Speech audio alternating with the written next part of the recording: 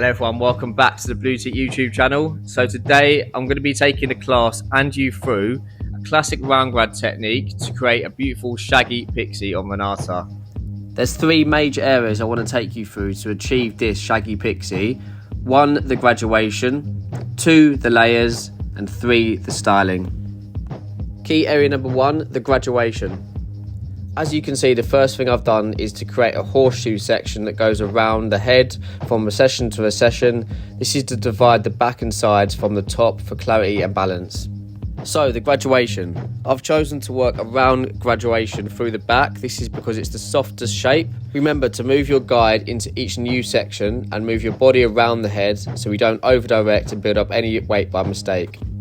The length is really important with this technique. I've chosen a length that with Renata's texture will sit loose and shaggy, but still cropped enough to give it a pixie feel. So moving into the sides, here I have decided to use some over directions to keep more weight and length. So I'll do this by over directing each section backwards to just behind the ear. I've also decided to over direct upwards in the area around the ear to protect even more length. This is all to give it a looser, wispy, shaggy feel. So now with the length at the front that has been kept the longest, I'm going back in to refine this by making it a little shorter. I'm using horizontal sections here to give me more control over the length.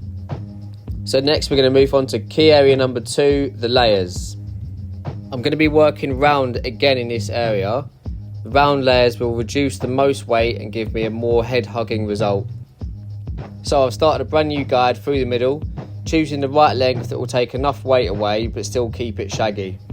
Once my guide is put in through the middle, I'm then just going to be following the head shape across and along the head, moving my guide into each new section. Right, so a good way to remember the difference between layering and graduation is that graduation builds up weight and shape, layering removes weight and adds texture. Also, when cutting, it's important to cut our graduation through the insides of our fingers to promote the build-up of weight. And then when cutting our layers, we cut through the outside for ease. So now here what I'm doing is connecting the two areas together. To do this, I'm just going to use the same graduation technique from the underneath. This is to give flow and protect the shape and weight that we've built up already. Key area number 3, the styling. I'm going to start off by adding in my holding products and then diffusing the look into a natural state. The products I'm going to use for this are the Boho Pomade and Next Day Cream by Owe. The Boho Pomade is a great natural finish, light hold product. I've combined this with the Next Day Cream because I want to add a touch of shine and some more tussle. I like to apply these products all through the head and then comb it all into place to evenly distribute the products. I then mould the hair into place using my fingers, and I'll use flat clips in any areas where I want to hold the hair into place.